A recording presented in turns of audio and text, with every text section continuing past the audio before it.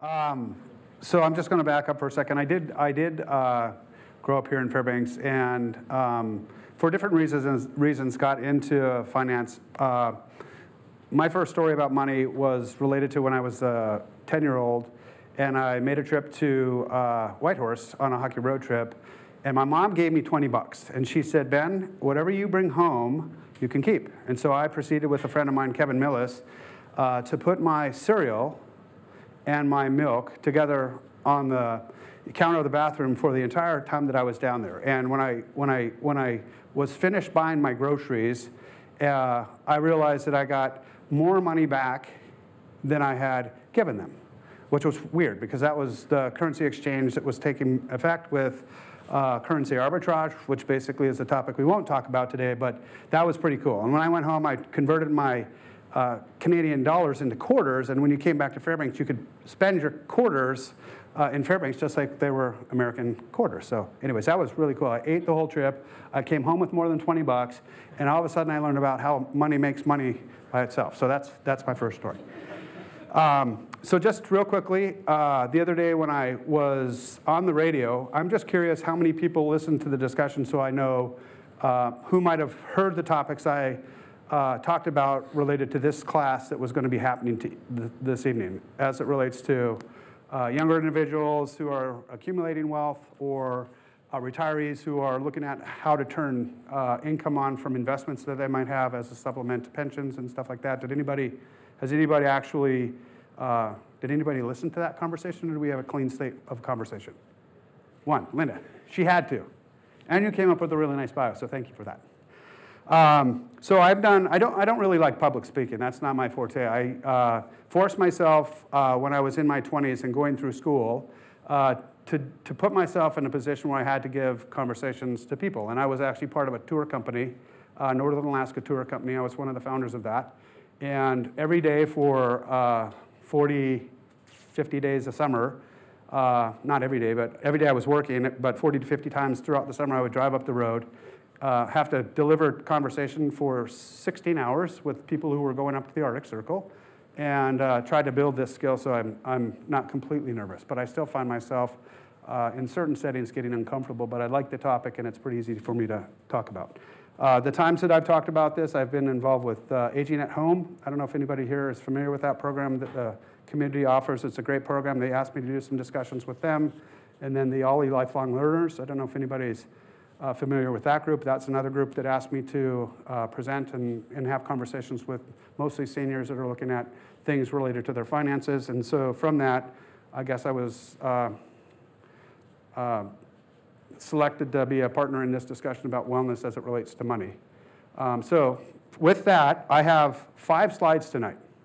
So it's not a lot of information, but yet at the same time, when you're talking about money as it relates to the way that I was brought into the industry through a company called IDS, which at the time that I came into the industry was the place that you wanted to go work if you wanted to be a comprehensive financial planner. At the time, back in the early 90s, you could have been a banker. You could, use certificates, money markets, savings accounts. You could make loans, and that was an option. You could be an insurance person, and you could look at things like long-term care and life insurance and disability and property casualty. That was another kind of route that you could go with supporting people in their lives related to finances. And then ultimately, a lot of people in the early 90s were still stockbrokers. Buying and selling individual stocks and looking at solutions through the sale of stocks and bonds. My interest wasn't in any one of those things. My interest was in looking at people from a holistic approach. And IDS and the process that they trained us in was looking at things as they would relate to cash reserves and cash flow, insurance as you built a plan out and how you protect the insurance, building investments for things like education or retirement, estate planning. I did a lot of work with Rich Hompish, who over the years has done tons of work for people in the community doing kind of estate planning work, and he would help our clients build out plans for protecting wealth and passing that money on to the next generation. So it was a lot more comprehensive or complicated, I don't know if it's complicated, comprehensive than just dealing with stocks and bonds, dealing with insurance products, dealing with other things like that. So anyways, it's a comprehensive approach that I was trained in under the 3 years that I was down in Oregon, and then I came back with that information and started to build a practice. Does anybody have any questions to this point? I like to have a conversation with an audience, and in a minute we'll get into slides and I can talk at you. But I would encourage, if you have questions as we go through the conversation, to feel free to raise a hand, and I'll repeat the question and kind of go from there. So any questions so far? In your discussion, if there's something specific that would relate to the state retirement system, if you could bring that up. Yep. I don't know if you heard the name of the firm that we work with is, we named ourselves SBS Retirement Consultants. If you're an employee with the state of Alaska, then we got to know that program pretty well. So as it relates to SBS, Deferred Comp, PERS, Tier 1 through 4, TERS, for teachers, we've spent a lot of time doing that. My original focus in the practice when I first came back to Alaska was related to teachers. I have a family of teachers, and so I was really interested in trying to support those individuals. Built out the practice from there as it related to a RET bill, early retirement bill that took place in the early 90s, and I did some seminar discussions with some groups like Division of Retirement, or Division of Forestry and whatnot, so that kind of led to a client base that marched us down this path of that. So if there's topics like PERS, or if you're a federal employee retirement type person, civil service, those are things that we can definitely provide some support to in terms of the question. So any other questions, or I'm going to go ahead and pull up and then I have one more question in terms of, so I'm not a super techie person as it relates to this. Our company creates these amazing tools. We learn how to use the tools, but that's one of the services that Commonwealth Financial Network, who is my current broker, instead of IDS or Ameriprise, Commonwealth, which is a privately held company, operates out of the East Coast, has great technology. So in terms of this kind of stuff, and I have handouts, so if it would be easier, if you can't read that, would anybody like a handout? So I'm going to start. Cash reserves, and this first diagram related to cash flow. So remember I talked about 6 areas that we deal with in comprehensive planning. To me, managing monthly cash flow and where cash flow comes from, whether you're working or moving into retirement, is the beginning of the simple equation that we're going to be dealing with.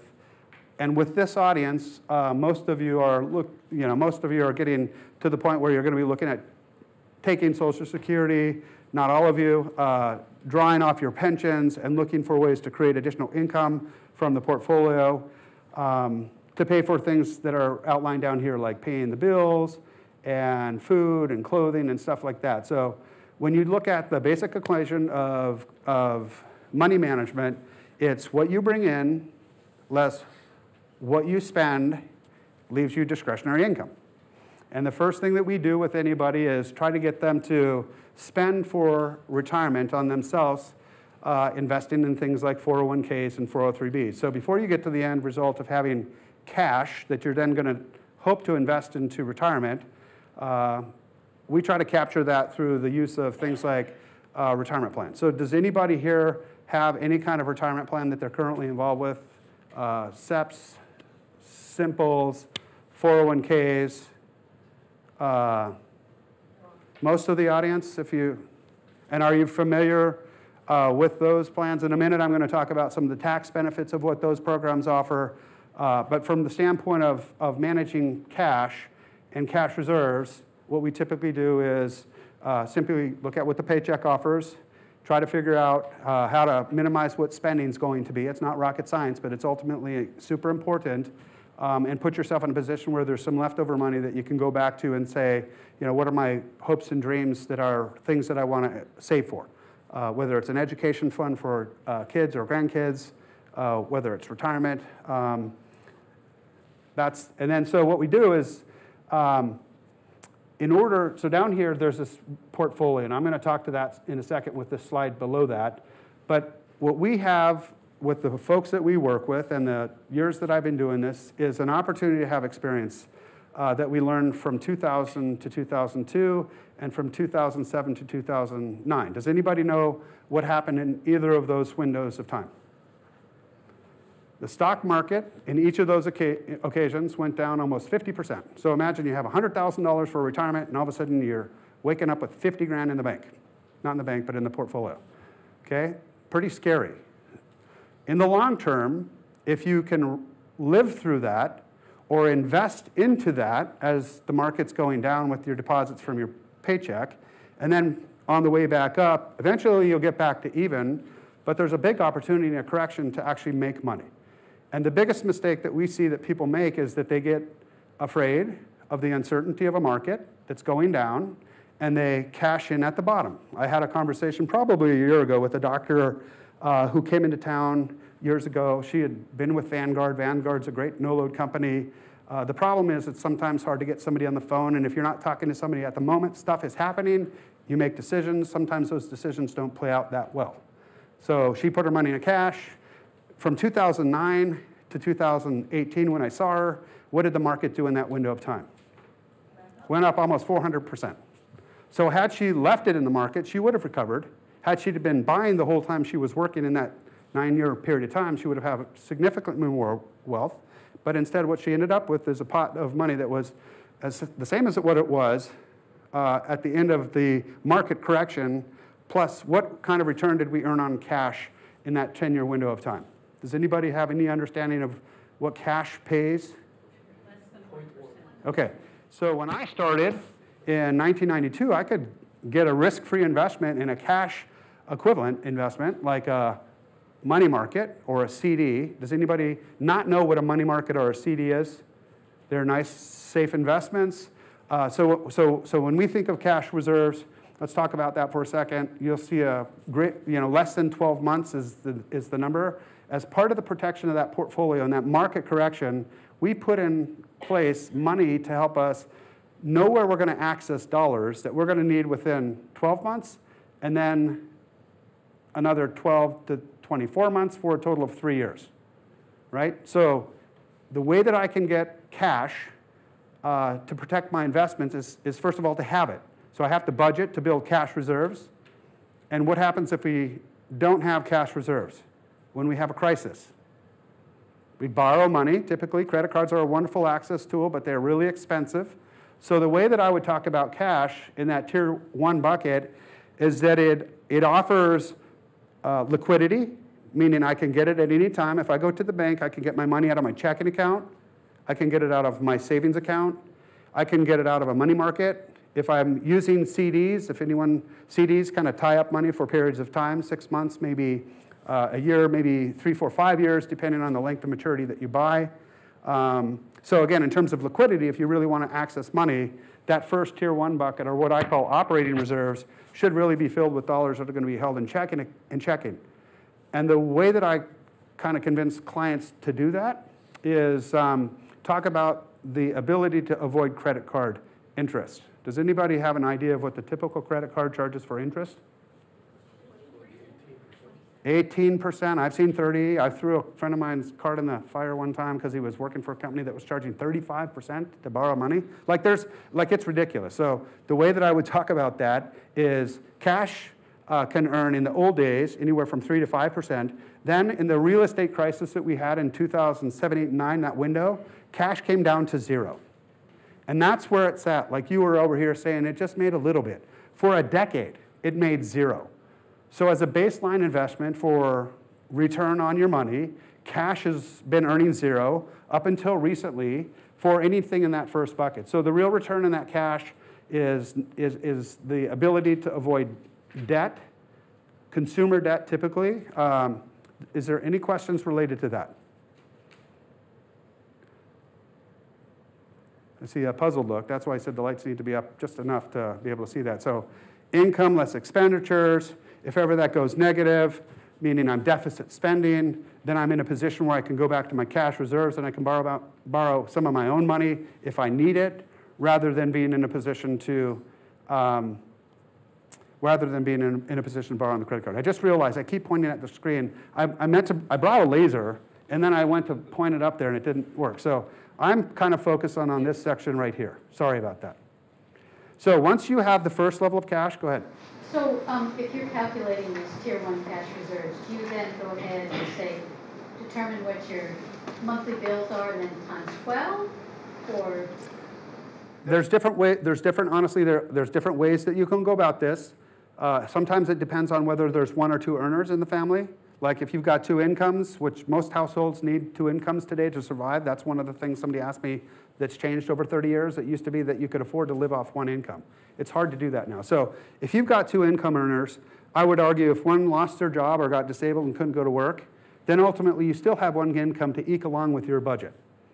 If you don't think that's enough, then ultimately that starts to define the level of cash that's relevant to the person that you're talking to. So every time that we discuss this kind of stuff, there's this plan, and then there's the negotiation that takes place between the clients that we work with and the plan that comes into play for them specifically. So sometimes we'll see this bucket of cash represent small amounts of money. Somebody knows that they're going to get a pension check or they've got a paycheck that's locked in.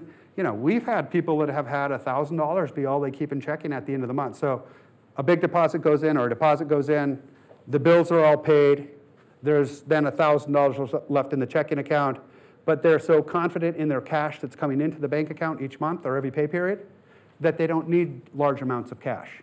And again, I don't want cash because it doesn't pay that well. But I want cash because when the market's down 50%, in my 2 times experience in that with our clients, the experience that we had with the first window was we were more heavily weighted to investments that were more volatile, so they came down far, and people didn't like that. And so we got fired by a few people. And so what we did is we kind of modified our philosophy. We added the second bucket of cash, and we brought down the portfolio risk by reducing the level of stocks in the portfolio. So again, I'll talk about this in a second. But the idea is you need enough cash to make sure that you can cover those bills within a 3-year window, as kind of a general rule. That's what we would use. And so that you manage your own behavior. Because it's that person who drew their account to cash in the market in 2009 that sat on the sideline and didn't put money into the market because they had a bad experience, that's my worst failure. That to me is a failure. So going back to 2000, we failed a few people. We didn't have enough cash. And it was one of those things where, you know, we became more important. Okay? So any follow-up questions to that? Okay, the second bucket we call emergency funds, and we call it short-term dollars. So short-term goals. 3 years for me in the world of investing for most of my life is a really scary time. A lot can happen in 3 years. And I know nothing about the future. Like, I can tell you one thing, I'm a pretty smart guy, but I can tell you in the world that I live in, we access really smart people, and they don't know what the heck's going on. Like so my point to that is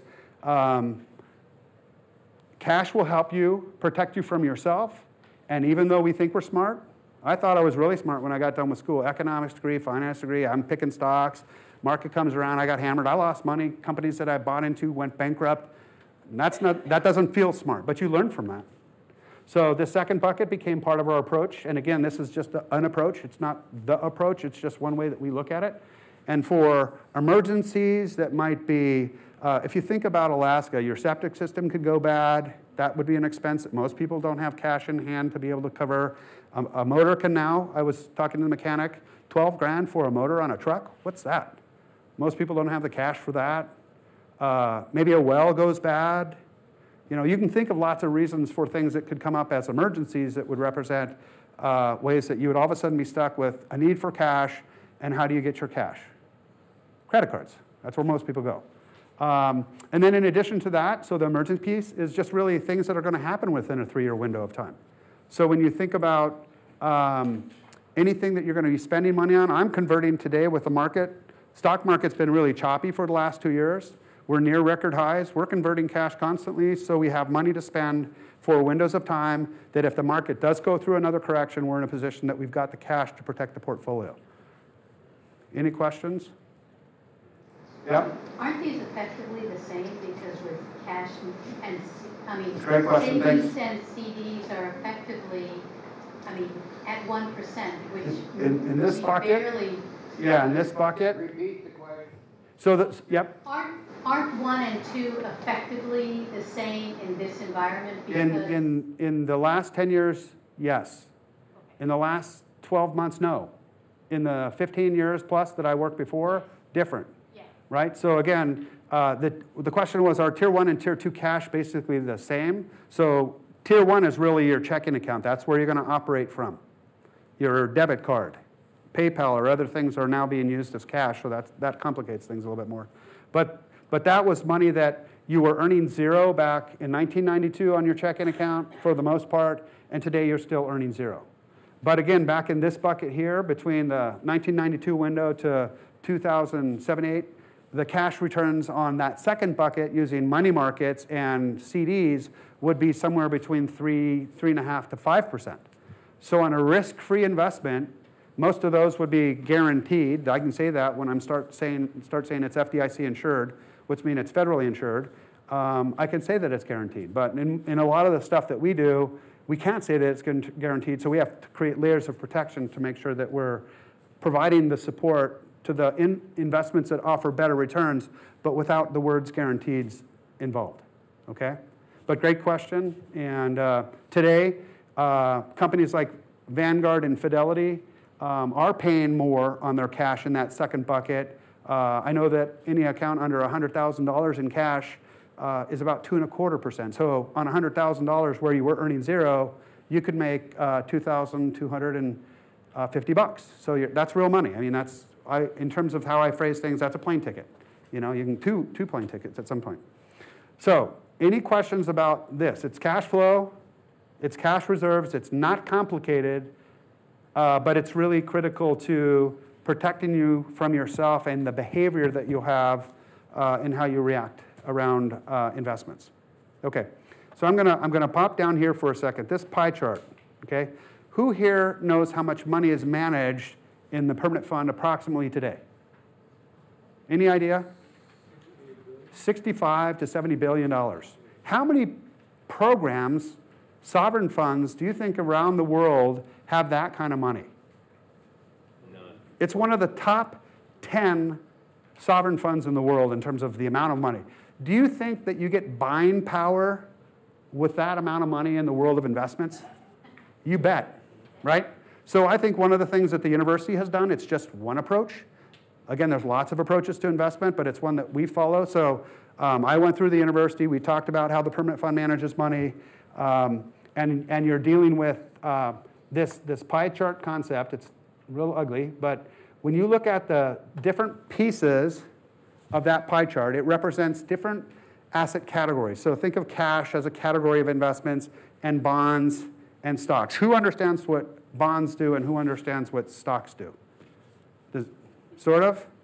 So if you want to make a loan, I'll just do the 101 of investing. You can lend money in the form of bonds, notes, treasuries to corporations or to the government or governments, to municipal governments, to international governments, to the United States government. And if you have $100,000 or $10,000 and you want to make a loan to one of those institutions for them to have the right to borrow your money for some window of time, let's say it's 10 years, they're going to pay you something for that. And what's going to happen is you'll get a stream of income payments from that interest and from the dividends. And then at the end of the investment, you're going to get the full investment back as long as the institution you lent the money to doesn't go bankrupt. So an example would be treasuries today, depending on the maturity, can run between 2 to 3%, not much better than cash. But you can lend money to the government, and you can get on a $10,000 investment or $100,000 a payment over the years for the length of time that you're lending money, and then get your full principal back at the end, or cash it in along the way, but you'll be subject to price changes that will have happened on that security over the course of that time. So the basic concept of bonds is just lending money. When you start talking about the stock market, it's ownership. It's like you own the company, and you buy a share of, if you buy a share of McDonald's and you work in the public markets for that, you're going to see the stock price fluctuate over time, stocks like McDonald's or Microsoft or Facebook have historically gone higher. Some companies like I bought went bankrupt. So in terms of the mixture of stocks and bonds and real estate as another asset category or cash, those are kind of the basic asset classes. What we know about combining those investments, just like the permanent fund does, is that depending on the mixture of those investments, we can create higher returns over time based on more risk. And so when we evaluate a portfolio, what we're looking at is to determine where it sits in relationship to this thing called the efficiency frontier. So 90% of the return of what you're going to make on a portfolio is going to be based on the mixture of those investments that go together. And that's generally the approach that the permanent fund is using. And then they're hiring individual firms to manage each of those sleeves from the best money managers around the world. Does that make sense? So if I look at this allocation right here, and I'm thinking, okay, it's hard to see the pie chart right now. I could choose to reduce risk and get the same return.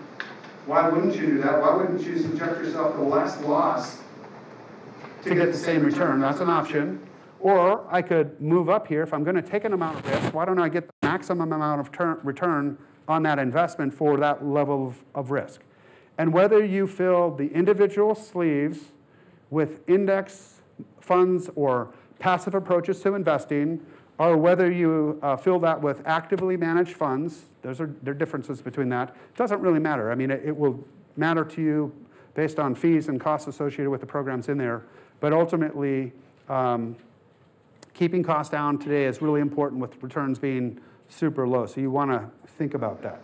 So is there anybody who has questions related to asset allocation, the efficiency frontier, stocks and bonds as a basic conversation?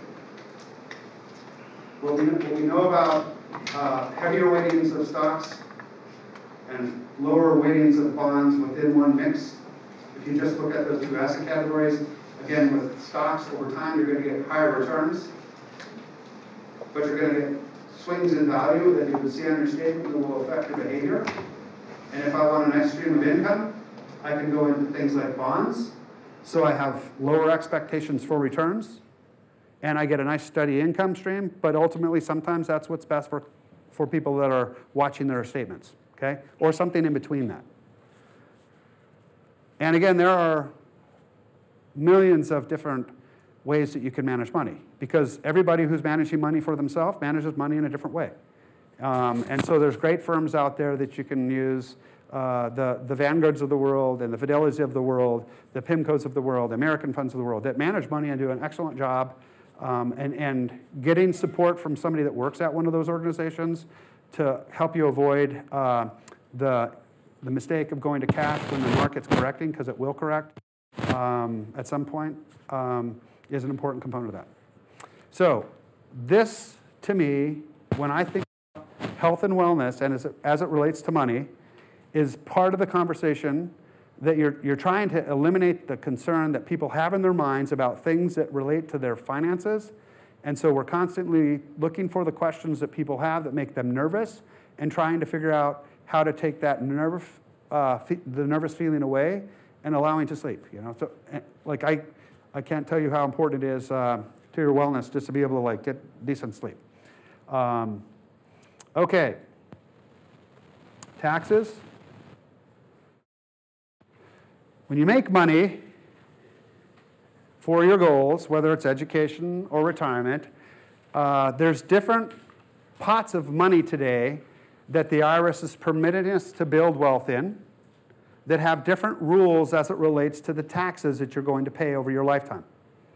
So when you think of taxes, we think of income taxes, we think of capital gain taxes, we think of estate taxes, there's property taxes, there's sales taxes, there's all sorts of taxes. But when you're talking about investments that you'd be putting away for the long-term goals that someone might have, for example, in education, the IRS created some pretty cool programs. The university has a great plan up here for college funding and for funding for K through 12. The 529 plans that were developed permit us to have a bucket to hold money that can come in the form of any kind of investment. You can put a bond in there. You can put a cash investment in there. You can put a stock investment in there. So 529s fall in this category of tax-free money for education. So what does that mean? I actually have a dollar that I've earned. It's gone through your payroll, and a little deduction came out to pay taxes. And then with the money that's left over that was already taxed, you can make a deposit into a 529 that's used for college savings. And the program here is managed by a company called T. Rowe Price. Does anybody have any money in 529s? Are familiar with them? What would you recommend them? You like them? My son went through UAF, that program, debt-free. Yeah, so it's an opportunity for you to choose as a way to take cash flow, put money away for a goal, like education that would be a priority for you, towards something that is relevant for your family, right? And we use the PFD. And the PFDs are wonderful with that. Okay, so other things that fit up in this quadrant. Who here is familiar with a Roth IRA? How many people use Roth IRAs? I'm Ben Roth. I use a Roth IRA. Does everybody understand the benefit of a Roth IRA? The Roth IRA takes what kind of money? Before tax money or after tax money? It takes after tax money. Everybody understands what that means now? Money that comes through your paycheck. There's a withholding for paying your payroll taxes. It ultimately goes towards the IRS bill that you end up at the end of the year. So you have withholdings on that, right? And then you fund it into these programs. And you're permitted to do like $6,000 if you're under 50 and another $1,000 on top of that now. And so that money, when it grows, can grow to a substantial amount of money that it went in after tax, and it's permitted after age 59 and a half to be used without paying taxes on any of the growth of that. Do you think it's important what kind of returns you get on that to grow it? If you put it in a cash type of investment, expect low returns and no real benefit.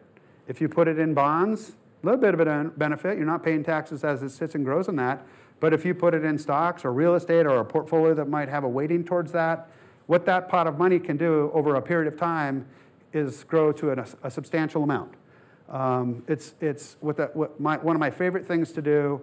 I work with a lot of clients that have helped their children get started, whether it's their children or grandchildren. And when you take a 20-year-old and I do a little illustration with them where I show $5,000 going in for 10 years from, say, 20 to 30, or from 25 to 35. So they've invested 50 grand. I show a 7% return usually. I used to show 10 and 12 as the expected return on that investment, but I show 7. And then you grow that for another 30 years so that at they're 60 or 65, that 10 years or that 50 years, $50,000 of investment grows to a substantial sum of money. Not quite $1 million, but it's a big number. And then you take the same person, here's that 20-year-old, and you say, well, if you just wait 10 years and then you start, so you're now 30 or 35, and you save for 3 times as long. So you save all the way to 60 or 65 at that same return at 7%, and I look at how much that's worth, and then you compare the two. This pot's this big, this pot's this big.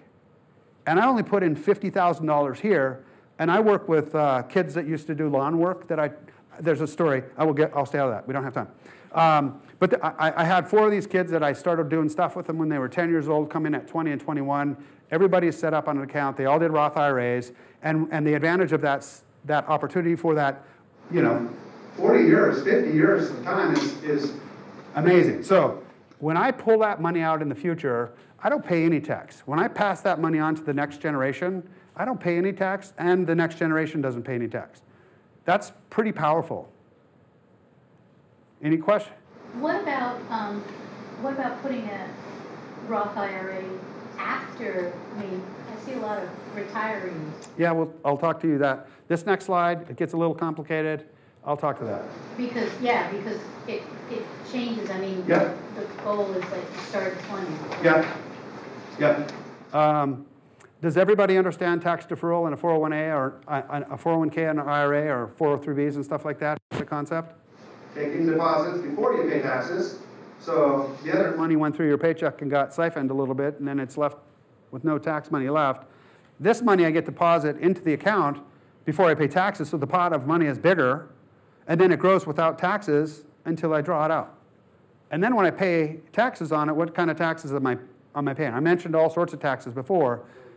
You pay ordinary income, which is typically your highest rates, which again, you can manage that as well, but it's one of those things where it is expensive on the distribution, but the pot is much bigger. I tried to explain that to somebody today. You have a lot more money that we're taking these distributions on today at 70 because you put all this money in and you didn't pay tax on it, so it grew to be a bigger amount. So the IRS wins and you win, but it's one of those things.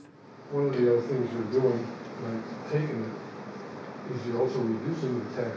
Yep. At the time that you're taking it. So his statement is absolutely correct. When you make a deposit to a 401k, let's say you make $50,000 and you put $10,000 into the 401k over the course of the year, you only have to pay tax on $40,000, right?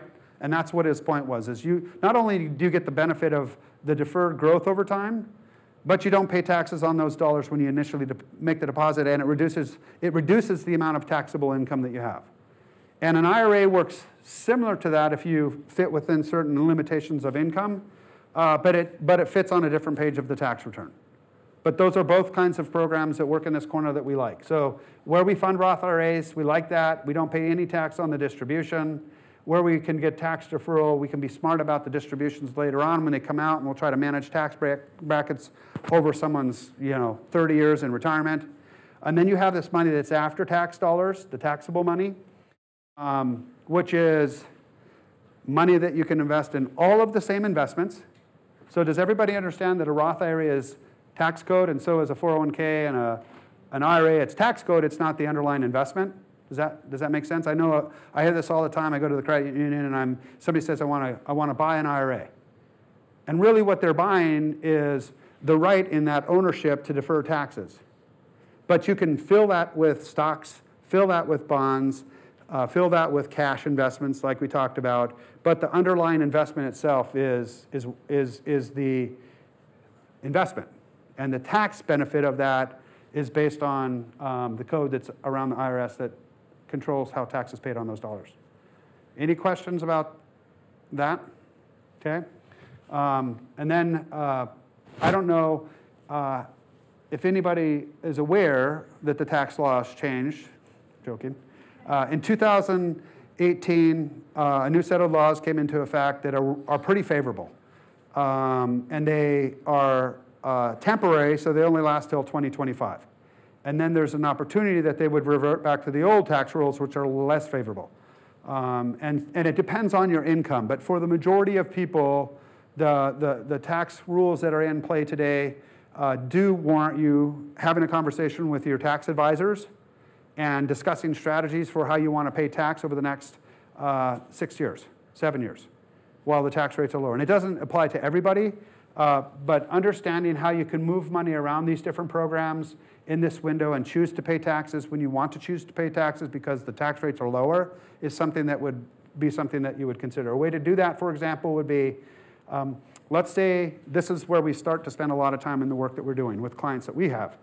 Let's say you're a 64-year-old and you're retired, and before you're drawing Social Security because you don't want to draw Social Security until the benefit has grown and you're having to pay Medicare at 65. So in that year where you might have less income, what we would talk about doing is there's an amount or a bucket that you're permitted to pay some money. So who understands the difference between effective tax rates and marginal brackets? What's your understanding of effective tax rates versus marginal tax brackets? Marginal tax bracket is what I make for every dollar on top of what I'm making. So Tax bracket is where I'm paying taxes at that rate during that chunk of money. So when you look at this number at the bottom, well, first of all, let's talk about this. There are certain exemptions that you are permitted today, and deductions that you're permitted today. There's less of them, and it's a little bit convoluted. But there's some money that you don't pay tax on. It's at a 0% rate because you're allowed to cross off certain amounts of the cash that you earn because of that. And again, I'm not a tax professional. I'm not an attorney. We talk with those individuals and support our clients with those discussions, but I'm not one of those, the tax preparers.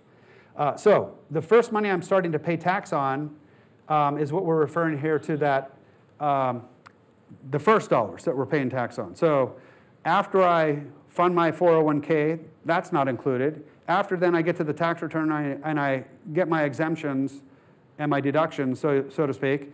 That's not taxed. What's remaining is what we call taxable income. And the first $9,700 for a single filer and the first $19,400 for a joint filer is going to be money that is only taxed at 10%. That's the margin of tax on that approximately $20,000. Does anybody have any questions about that?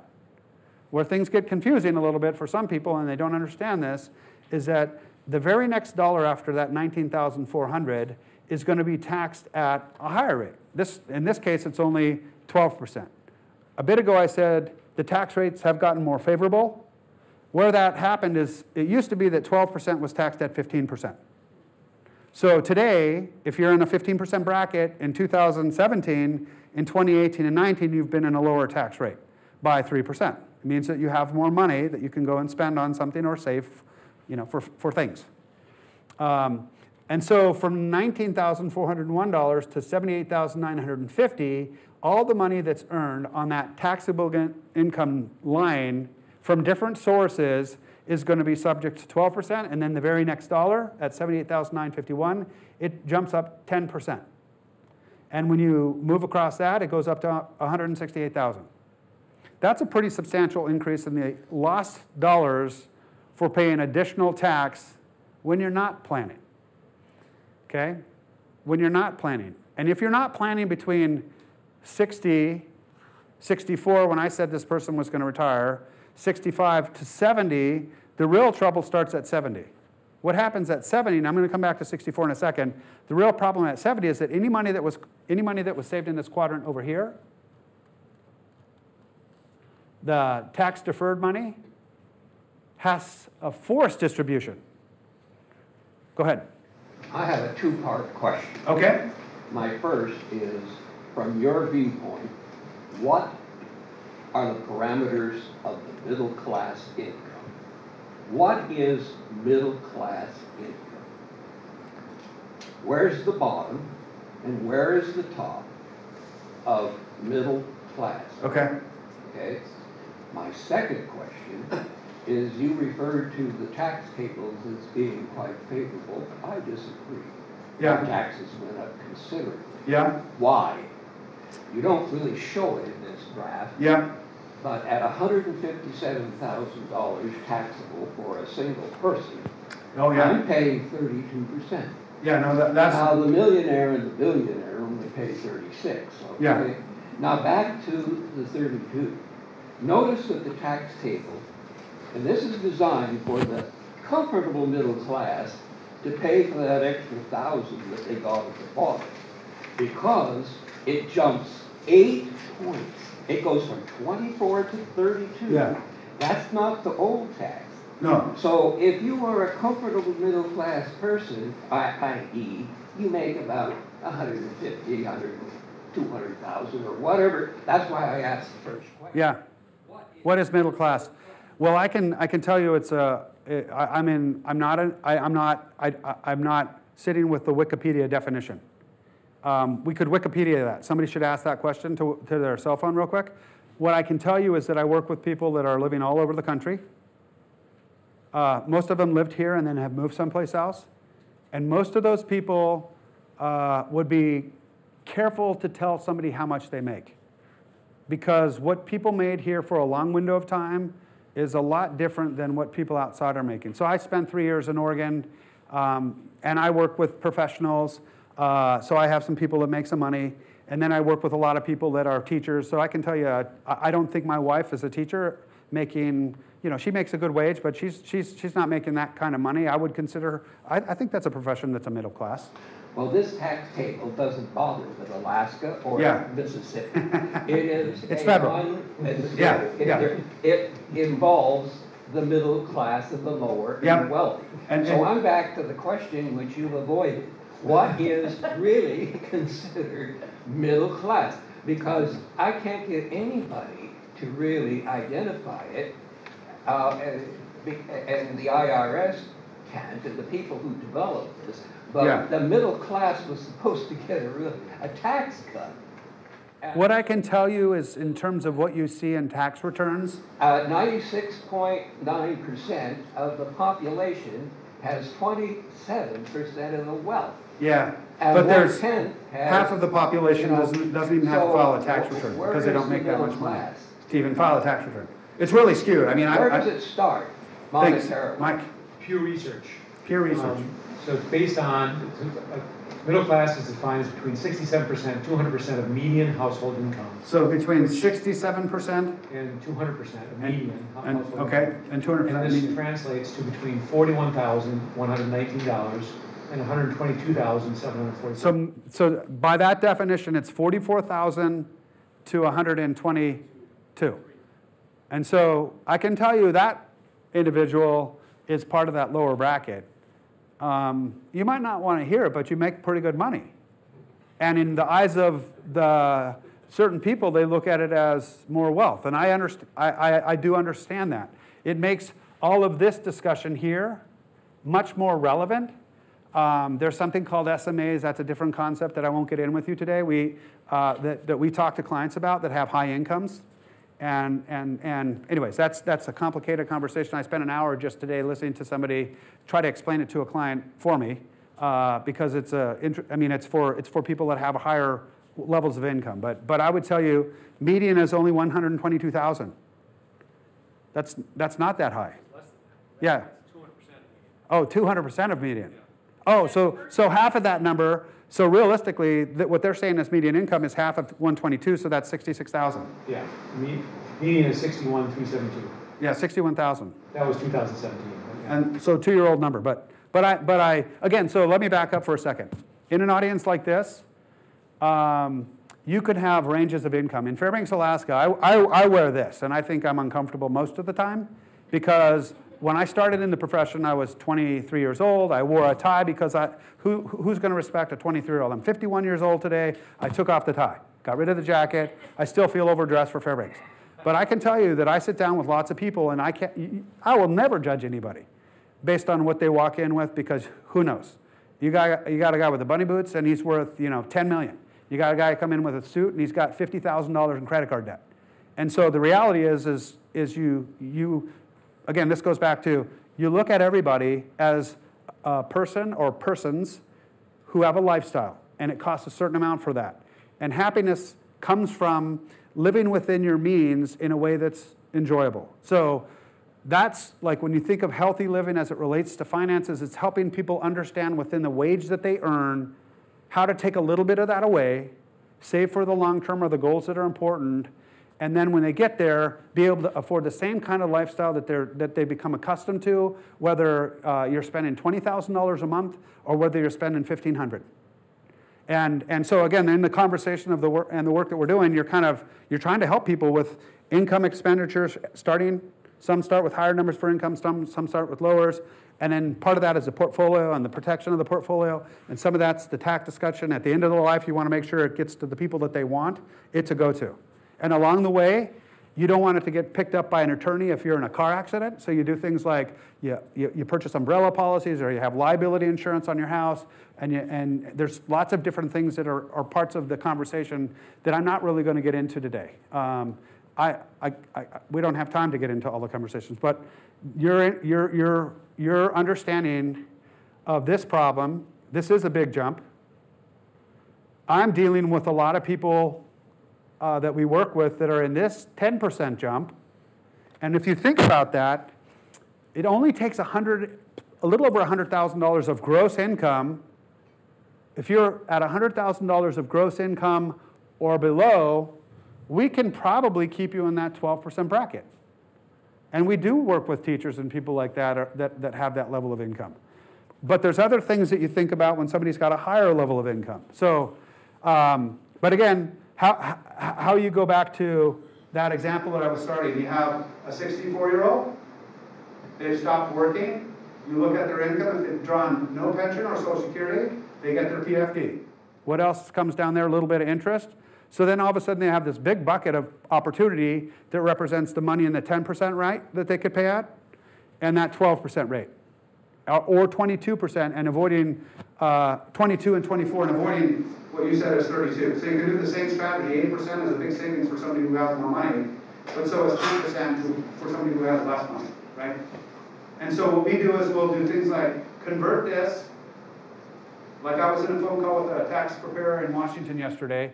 They're tabulating exactly how big of a bucket they can create for paying taxes on two filers that file in the same household but under different returns. One's got high income, we're going to sell some things and create capital gains.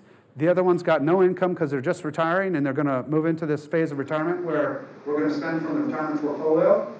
So we're drawing down the IRA that this person has and paying taxes at 0, and then 10, and then 12. And what we're doing is waiting for Social Security for that person to get bigger. Okay? One of the best opportunities that people don't understand, unless you know you don't have a long life expectancy, is the increase in what you receive from Social Security, which is, for a lot of people, their only retirement. The increase from early retirement at 62 to most people, normal is 67. Every year that you wait, you're getting a 6% increase on the distribution from the IRS or from the Social Security system that you receive. There's nothing that I can suggest you use in today's world that we would sell that can give you that kind of guarantee. And then at 67 to 70, that rate of increase is going up by 8%. When some of us began paying taxes, Yep. we paid as much as 70%. Yeah, right. That was the top level. Yeah. It has now been reduced all the way to, what, 36 is the max. When you are talking to tax deferred and you're investing in IRAs, the assumption, of course, is that when you take this money out, it depends on the tax rate. Yes. For example, Which is uncertain. You know, it's, and as a result, if you think 40 years from now that the tax rate is going to be less, obviously, you know, Yes. you're a fool. And if it's more, then of course. So one of the things we talk about is in planning, you want flexibility. And the way you gain flexibility is you don't use any one of those buckets for all your money. You could, I mean, if I could put all my money into a Roth IRA, what do I get? Tax-free distributions, and it goes to my heirs tax-free. That's a pretty good deal. It gets to grow in that Roth IRA that the heirs collect tax-free for some period of time. So that is a pretty good program. But to get it in there, you have had to have paid taxes. And so I've been doing this for almost 30 years, and I can tell you I have no idea what the market's going to do and where the IRS is going to go in Congress with tax rates.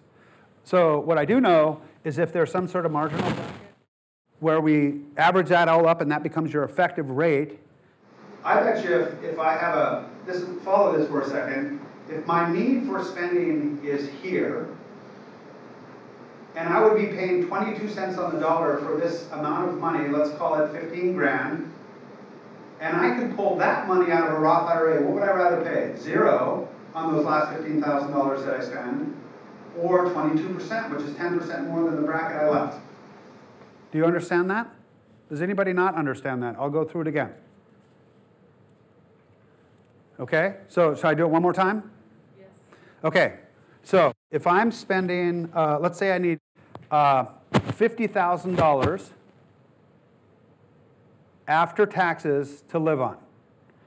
And at $39,475, I stop paying 12%, and every dollar up to that $50,000, so that's a little over $10,500, comes out of my 401k, it's taxed, right? I've deferred all that money, don't know what the brackets are going to be, just like you said, but it happens to be higher today because it's 22%, and instead of those last $14,000 coming out, excuse me, $10,500 coming out, instead of taking it out of the 401k, if I had another bucket that I established over my life of saving and investing for retirement, then I would be able to pull that $10,000 out of a different bucket.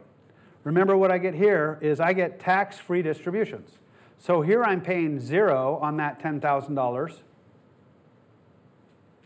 And here I'm paying 22% on the last 10 grand that I'm taking out of the account. Does that make sense? Some of you are shaking your heads yes. Some no. I can take, it's 8 o'clock. When Linda and I talked, we talked about this, and she said lots of times people have questions. It can last for a while. I don't care when I go home. My wife might, but I'm fine sticking around for a conversation. But that's the kind of opportunity that you want to take advantage of. Anytime you can make money and not pay taxes, that's a win. It's a win by 10%. It's a win by 12% for others. It's a win by 22%, 32%. And so, again, anytime that you can try to find a way to fund that, so I'm 64, I've got no income, I go to that bucket over here and I'm saying, I want to move as much as I can at a controlled rate. As I move it from here up to here, I'm avoiding some because I have things that reduce my income to 0. Some I'm only paying 10% on, some I'm paying 12% on, but if I only go up to certain levels, whether it's this break point of 10% or whether it's this higher break point of 8%, there are opportunities to study that return to make sure that you're not paying more than your fair share of taxes. And what I can tell you is that anybody who asks the right questions of their tax advisor will get answers that are the right answers if you ask the questions.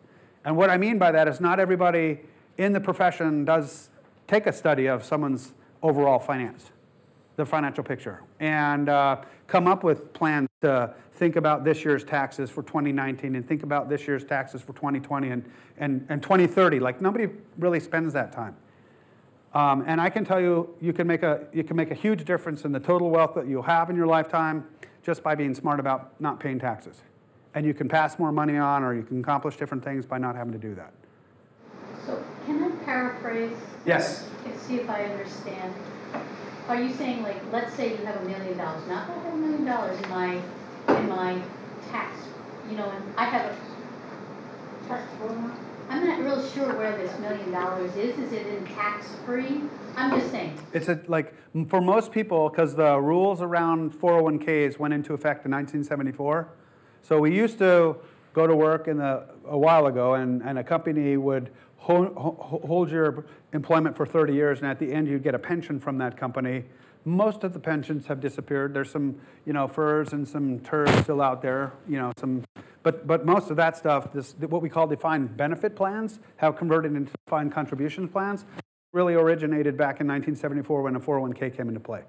That was the shift of corporate responsibility to individual responsibility for your retirement. So, go ahead.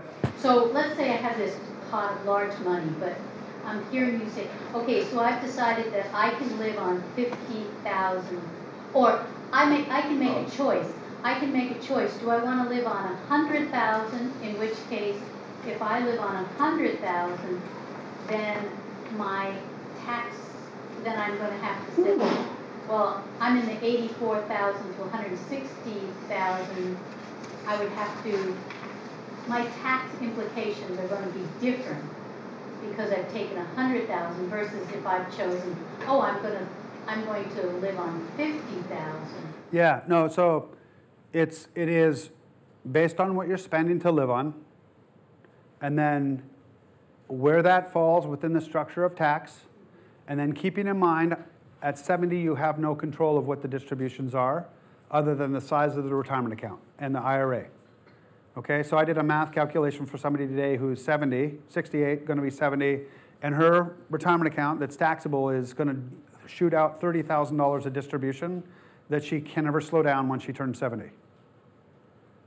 I forgot to kind of mention that. I did mention distributions at 70 and a half being, it's a forced distribution, you have no control. So whenever somebody retires to the point that they're forced to take distributions, you have control of things like drawing Social Security or not, that's a lever you can play with. Defining whether you would take a pension if you have one of those, whether you'd take money from a municipal bond, which is tax-free income on the income, whether you cash, whether you have plumped up your cash reserves at the end of your working career to create some seed money that can help support you in those years that you're doing strategy. Like there's all sorts of ways to kind of manipulate that, and it depends on what you've done over the course of the, the course of time that you've been working, So usually what we end up doing is coming in and helping people figure out how to improve what they've done. They've done a nice job accumulating, but they need to kind of restructure. And now we're looking at for 60 to 90, or whatever life expectancy is, how to really make those last 30 years kind of really matter. For tax benefit though, when you hit 70, I mean, you get them in the mail all the time. You can donate your money to such and such. Charities. Yeah. And have it, even though the one thing the new tax law did was really cut back on the benefits of charitable contributions. So when you're over 70, it's gotten kind of interesting, because you can take that $30,000 of forced payout, that example I gave before from the calculation I did, and this person's going to do a $6,000 disbursement to charities. It's about 10 or 12 different charities, so each of them going to get a check for a little amount. And so in our back office, we have to manage that. We've got to get the name of the charity. We've got to get the payee. I mean, there's some information that they have to give to us. But ultimately, that $6,000 does what? It came out of, sorry, this is going to, oh, it's right. It came out of here, so it would have been subject to ordinary income taxes. But $6,000 of that that's going to charity gets to go to those charities without any tax hit. So there are ways today to still be able to give to charity if your own self is not the #1 charity you're giving to. Like, you still need to manage your budget, and I mean that becomes there's lots of people that we deal with that don't have an ability to give to charity, but if you have enough that you're covering your own lifestyle and you're in a position to give some of the extra payment that you don't need, again, what I would be doing in the past is I can push it out of here, and if I don't need it, I can push it into taxable investments that are still for retirement, but they've been moved out through the IRS filter, paid tax, and now we're after tax money, and anything after that depends on the kind of investment that I use and the kind of tax that I pay on the growth of those dollars. But so you can move it from here to here after 70, or you can do a partial gift to charity, or that money could go, again, a different picture. But imagine it comes out of your retirement accounts and you can push it up into cash where you can spend it or build reserves. But since the new tax law treats charitable contributions differently than the old tax law did, I mean, you have to contribute a considerable amount more of charity. But if when you're at 70, is it treated differently? Well, at 70, because it's called a required minimum distribution. Right. That amount of money that you're forced to take a disbursement on, you can identify charities to give to. And you don't have to have oodles of money. So for a lot of the people that we're working with, they've lost kind of the charitable deduction opportunities that they were accustomed to before. I mean, again, they've got a higher exemption. The deduction is double. Yeah, I should have Barbara do my taxes. She is a tax preparer. How many things have I failed on in terms of the right information today? I'm just kidding. Okay, so for anybody who wants to leave, and I'm not going to feel uncomfortable, it is past 7, and feel free to. For anybody who wants to stick around and just, talk about things related to money that might be relevant to them, I'm happy to answer questions. Mike? So a little bit off topic from what you've been talking about. Talk to us about cryptocurrency. Where is that going? Is that something we should be just ignoring? Is that something we should be paying? Do you know the terminology of CFA? Do you know that term? So a CFA, like I'm a CFP, Certified Financial Planner. I'm extra training around the 6 areas that I talked about. CFAs are people that go through a really difficult curriculum to manage money, like really manage money. So I hire people to manage our money for the holdings and the investments that we use. And what you'll hear from people like that is I got to be careful, it's the least expensive way to launder money if you're in the money. That's one person's perspective. It's not mine. But it's interesting. I mean, it's hard to know where this is going to go. It's one of those things where we have a currency that we're all accustomed to, and there's this new concept of money. It used to be tulips. If anybody remembers, there's a story about tulips that went through the roof. It was a form of currency, and it fell apart.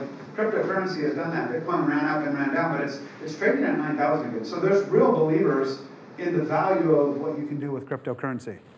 In terms of what it's buying in stores that might represent the Walmarts of the world, or I'm not sure they're ready to accept cryptocurrency as the form of payment for their goods and services.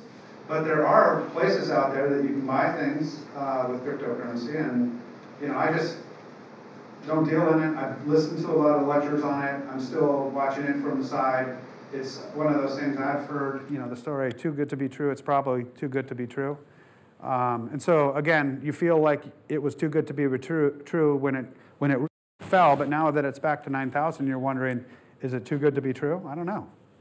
So I wouldn't put a whole lot of wealth in there. I wouldn't bank my retirement, but if you wanted to play around with it and put some amount of money that you would invest in a stock that you could afford to lose in a cryptocurrency, I think that there's opportunities. And then you start mining it. You can buy equipment and mine it, and really it's just not something that I've And contribute to climate change dramatically by doing it. yeah, for the power and that. Yes. Yeah.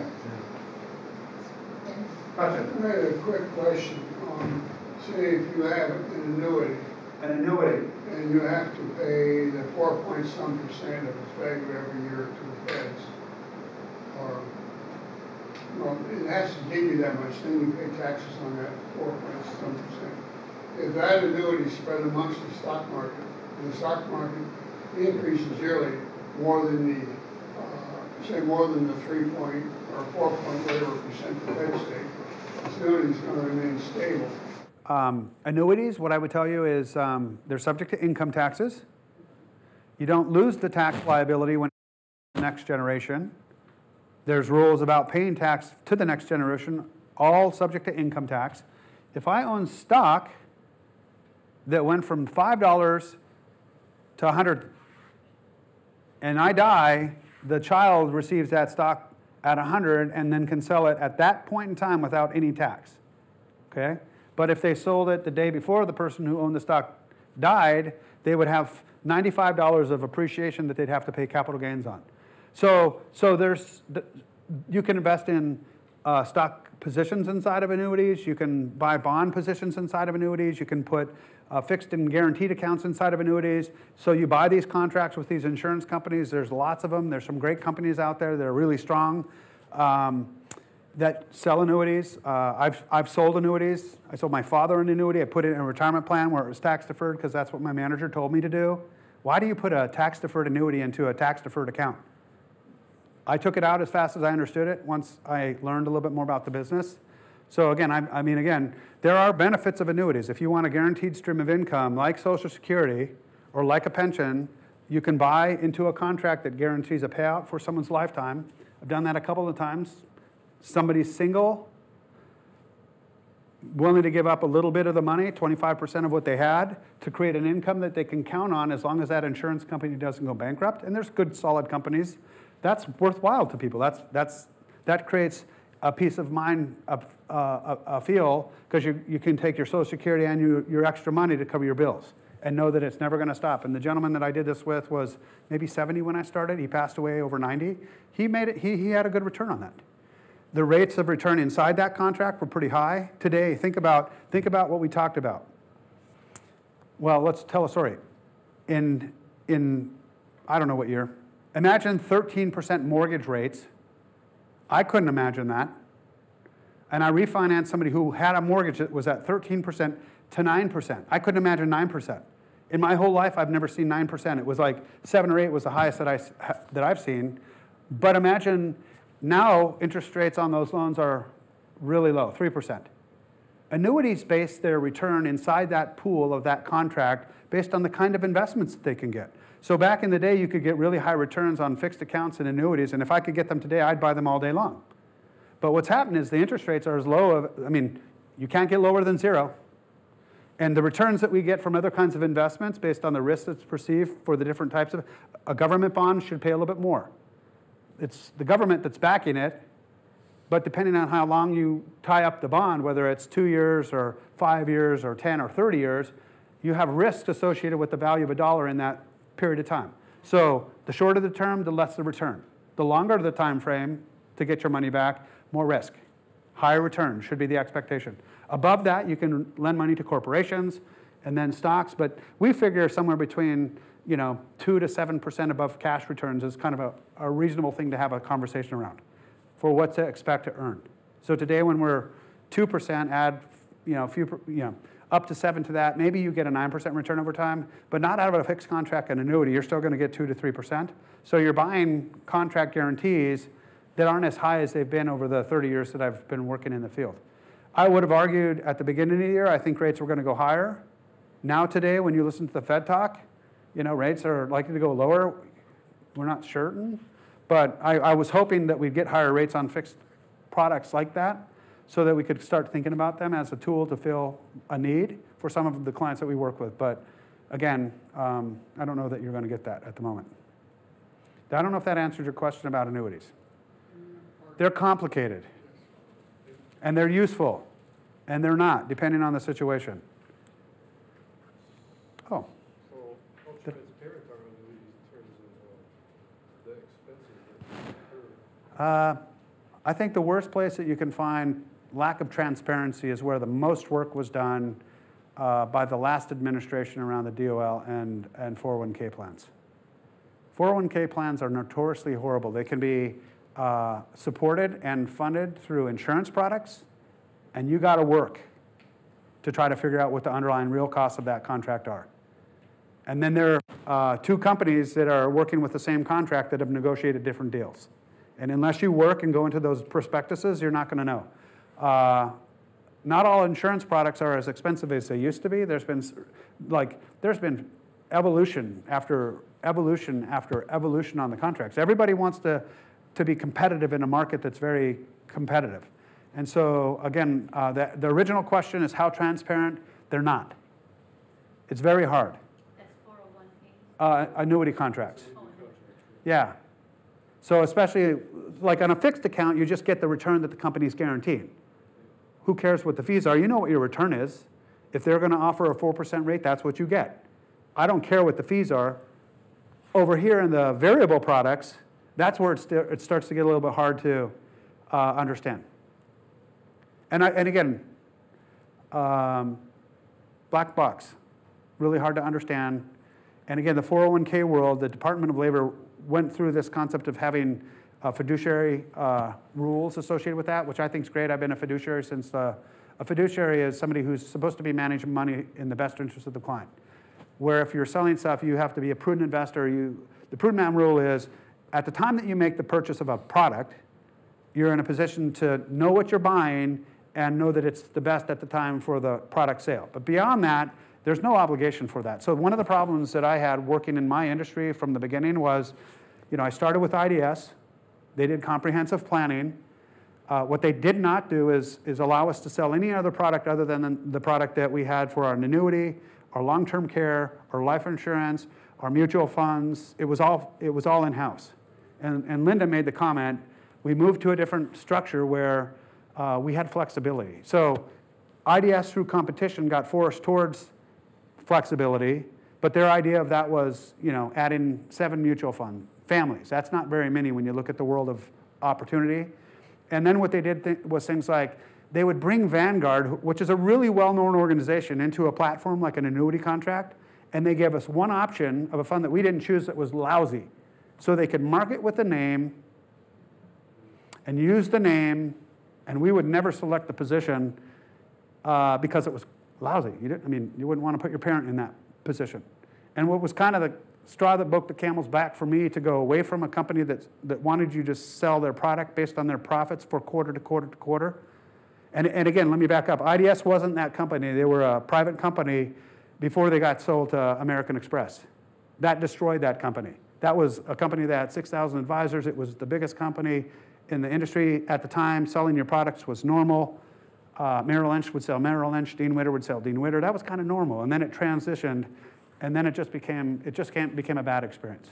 So at a company like Commonwealth, there's lots of independent firms out there. We can utilize all of the Vanguard products. We do. Not all of them, but we use some of them, the ones that are good, that fit into that pie chart concept. And this this isn't the only way you can manage money. This concept of, asset allocation, it's an approach that happens to work for our office. And we've, we learned about it. When I say we, I have 2 other partners. They both did internships out of the finance department from the university and have become partners. They're now in their 40s, so they've been together with me for a long time. We just brought a guy in who's now already been here for 4 years. He came out of the investment department up here, got his MBA. And so in terms of, we've all kind of learned about this process for how a big $65, $70 billion team is being supportive of managing that pot of money.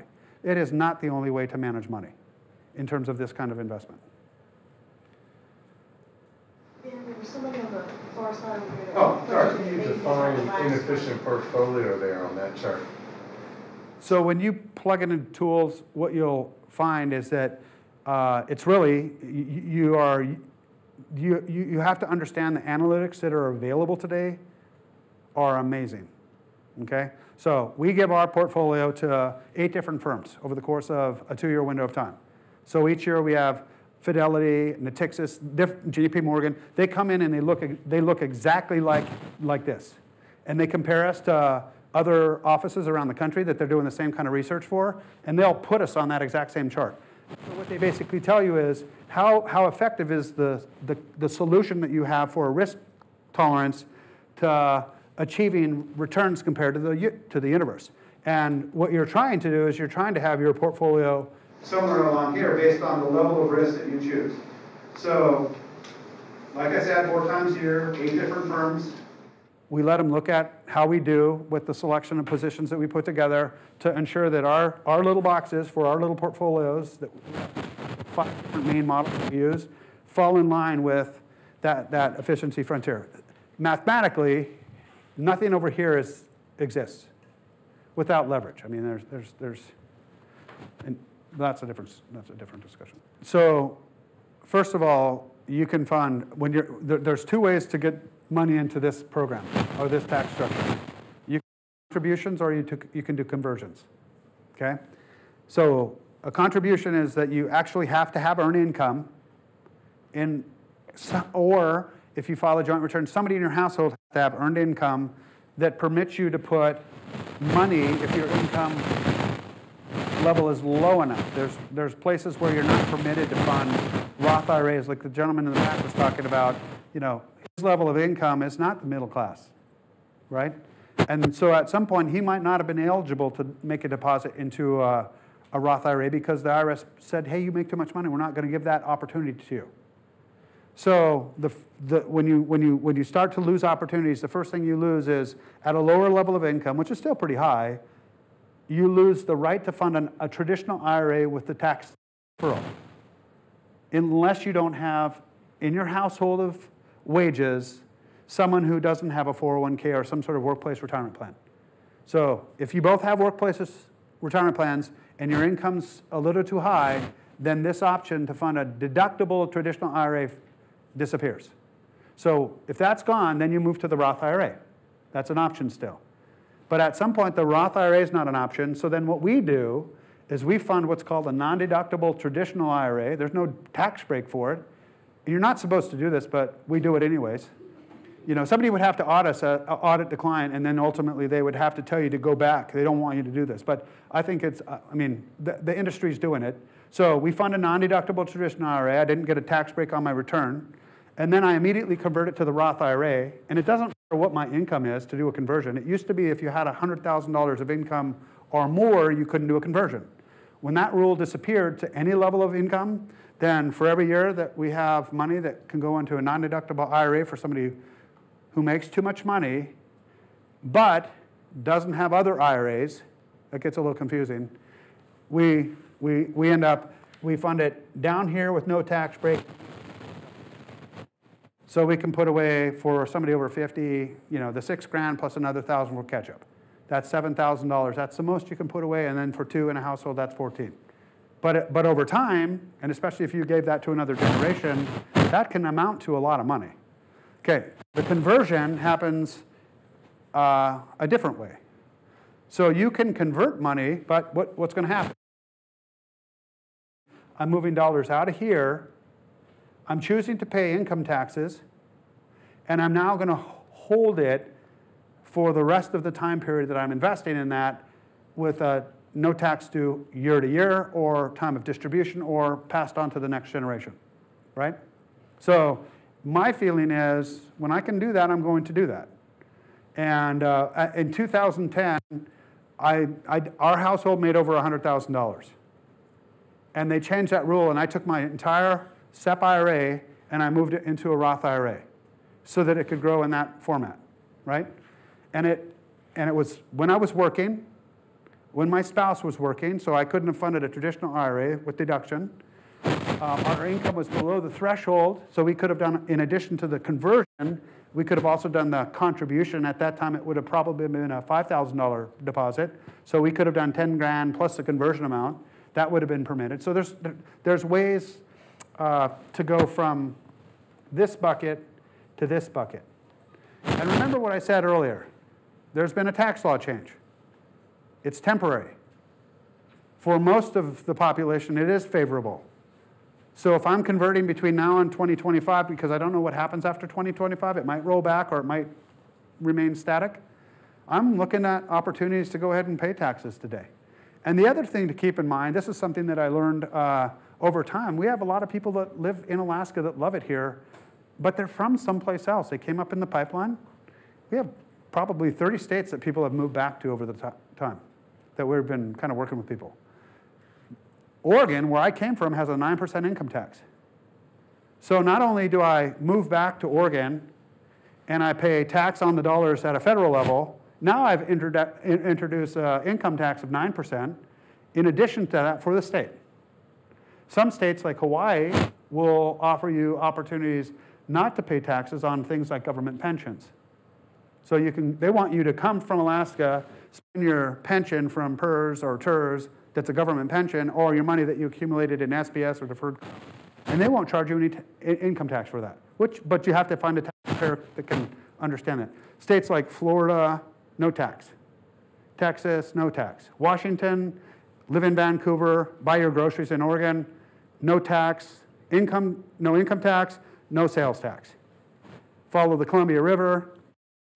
There's a great website, actually. It's called Sterling's Best Places to Live, which for anybody that's closing in on retirement, Sterling's or Sperling's, it asks, you answer 10 questions, and it will put you regionally around the United States, where there might be universities if that's important, where there might be better tax structure if that's important, where there might be outdoor people, or, I mean, it's really kind of an interesting process to go through that. And like, again, I love Alaska. I've been here my whole life. I don't know that I'll ever leave, especially not for tax purposes. I'll always have a residence here.